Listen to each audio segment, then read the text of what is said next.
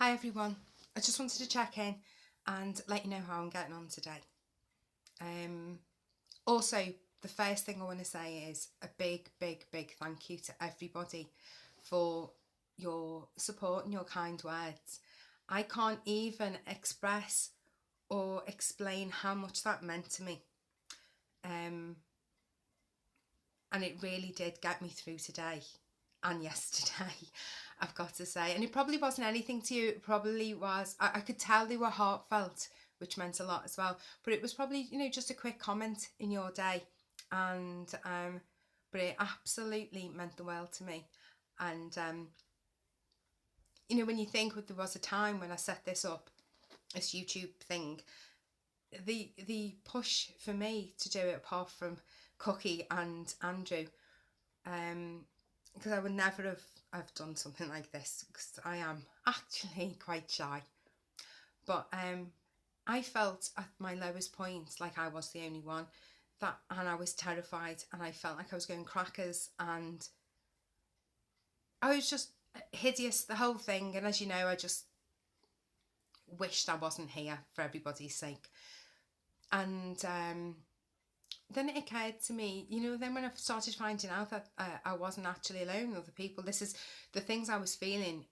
The things I was feeling was because of the thyroid, and other people felt them too. And then it made me think, gosh, how many other people are out there that aren't in any groups, who are going through the same feelings as I did, and don't know that it's because of their thyroid. They haven't put two and two together, and or even if they do, but they think that they're the only ones going through it. And that was the drive to do this, because I just thought, gosh, if only one person sees this video. I remember when one person had seen this video, and I remember my first message from somebody, really nice message, and where somebody, had realised that they weren't alone. Gosh, do you know what? I could have closed this whole thing down then, because that was enough for me. I just never thought that about myself. I didn't think that sometime in the future, when I was having a complete meltdown, that there would be anybody there for me still. Because I've had to, my husband has been great, but I have had to keep a lot from him, because I don't want to overburden him with anything else, really, and I don't want to put any pressure on him. So really, it comes to when I have a meltdown like the other day, that he gets to know how I'm really feeling, and he steps up and he's great. But apart from him, you guys really are the only people that know. So this time has been different, because I've had somebody to, I know not in real life, but somebody to talk to, and somebody to tell me that it's going to be okay, and I'm going to be all right. And it sounds really silly. Is it coming across as like arrogant or something? I don't know, but it's not how I mean it. I just mean that, when you feel really alone, and in real life you haven't got anybody to talk to about it, and yeah, it is quite isolating, but I don't feel so isolated now, and I don't feel so alone, because I know you guys are there. So thank you so much. Every single one of those comments helped. Every single one. There wasn't anything anybody said that upset me. It might have made me cry, but happy tears, because I know everybody was looking out for me. I know I will get back to. I will reply to the messages. I just with these shaky sausage fingers today, it's probably still not going to happen. But I have been reading them. And I wouldn't normally ignore somebody's messages, but I don't know what's stopping me. I just don't feel like I can at the moment. As for how I'm feeling today, really tired still. I took half of one of those sleeping tablets, which was fabulous for me, because for the first time in, gosh, probably since before we moved here, I actually felt that feeling of, that a bit like when you've had just had a bath, and you've got new clean pyjamas on, and you've done the bed, and it's all nice and fresh, and you get in and everything's all lovely, and you kind of just go, oh. It was like that, but in tablet form, which I'm going to be mindful of, because I've never been great at taking tablets and things. And I don't like taking things if I don't really have to. But I'm going to allow myself to have these just for maybe this week, just to let me chill out and get a decent night's sleep. But as it happens, as great as it was helping me drift off, the baby woke at 12. I went to bed about 8, was asleep about, because I took the tablet a little bit before that, was asleep, I don't know, maybe about 8:30, 9 o'clock. I actually can't even remember. And then the baby woke at 12, really upset. He couldn't find his dodie, his dummy, and it was just under his arm, because he still has one at night time. And then got into bed, and it took an age to relax and go to sleep again. Went to sleep, and then about 2 o'clock he woke up again because he'd had a bad dream. Went in and sorted him out.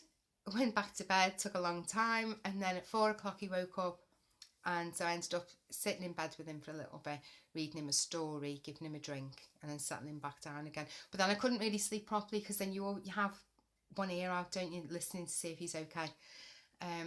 So yeah, tired this morning.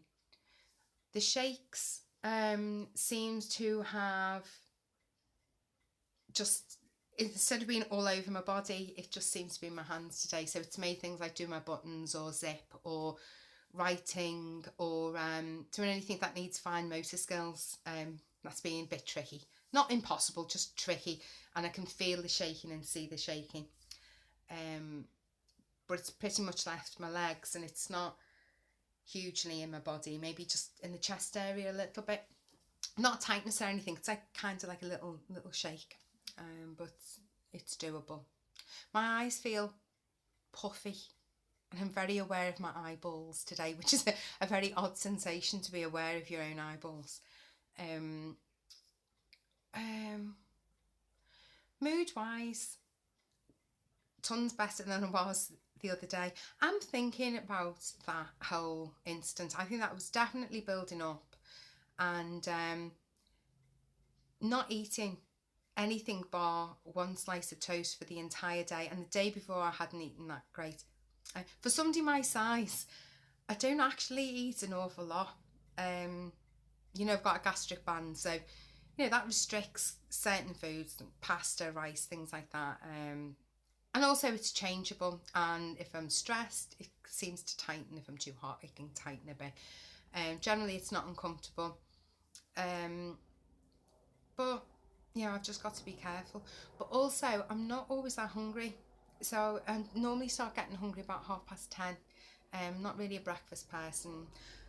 As I said the other day, not that great at drinking, and that day I had hardly drank anything. I'd only had a piece of toast that day, hardly ate the day before, and was really, really tired. And I'm not great when I'm tired. So obviously I think it's just all caught up with me, and what we're feeling rubbish anyway, because I really don't think the meds are suiting me at the moment. So and obviously we're going to find out what's going on there. Blood test tomorrow, doctors next week. But yeah, I feel better than I did the other day, and I don't feel as anxious, and I don't feel as panicky, which is good. I think working with kids, you just can't,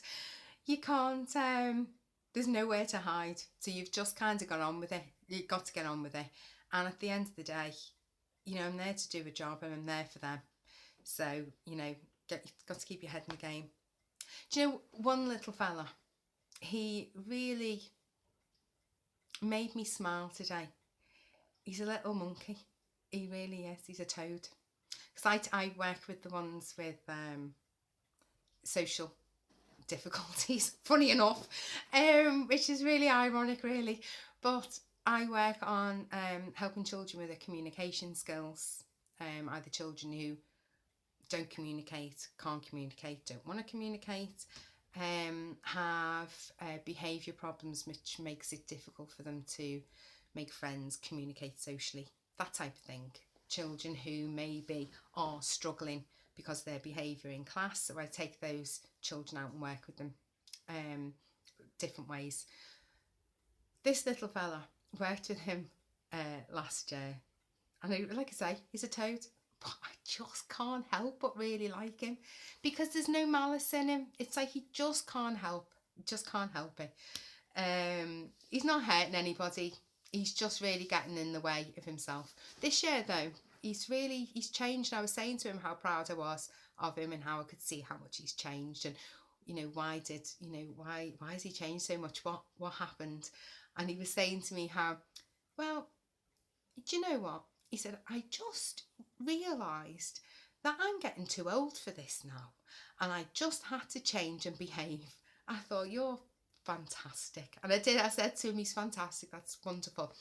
But one of the things that I loved about working with him today was one of the things we did, thinking about how other people see us. What do we think that other people think of us?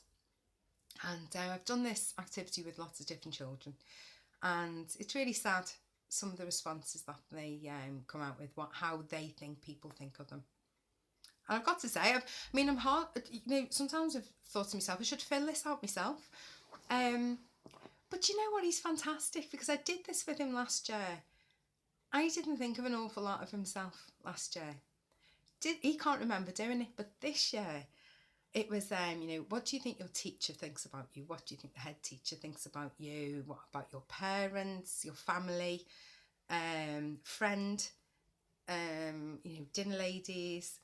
And oh my goodness, he's like, what does your teacher think of you? I'm fantastic.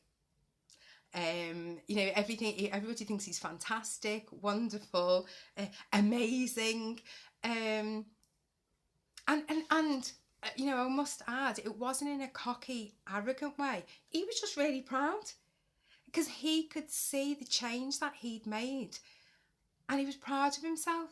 So because he was so pleased with himself, obviously everybody else is pleased with him, regardless of the fact that he's being kept in at playtimes because he's been a bit naughty, or he's spending half his day at the head teacher's office, which isn't as much as he spent, last year. He can see he's made a change for the better, and he's proud of himself. And you know what? I'm proud of him too. I'm proud that he's been able to look at himself and think, you know what? You're not bad. You are fantastic. You're a superstar. And he was able to say the things that he liked about himself, which not a lot of children can do. And let's face it, not a lot of adults can do. And if pushed, as you know, if you asked me right now what I liked about myself, I couldn't tell you, which is ridiculous given the job that I'm doing. Need to work more on myself. Obviously can talk the talk, but don't walk the walk. That's what it is. But yeah, he made my day today, just seeing how proud he was of himself. And it made me think, do you know what? I really do need to look at myself, really. So yeah, he kind of gave me a bit of an injection of feel good today, just because he felt so good about himself, and reminded me of why I enjoy my job. So yeah, that's me today. So I'm just gonna keep it short and keep it there. And thank you for being there and all your lovely words. I hope you're all okay as well. And speak to you soon. Oh, I know. I might do today. I was trying to think what I'll do tonight, have an early night or whatever. But I was working on a video that I was going to put on. A few people had said about me going out, taking the camera out and going for a walk again. And I did that the day I had my meltdown, funny enough, which you wouldn't be able to tell by the video that I made.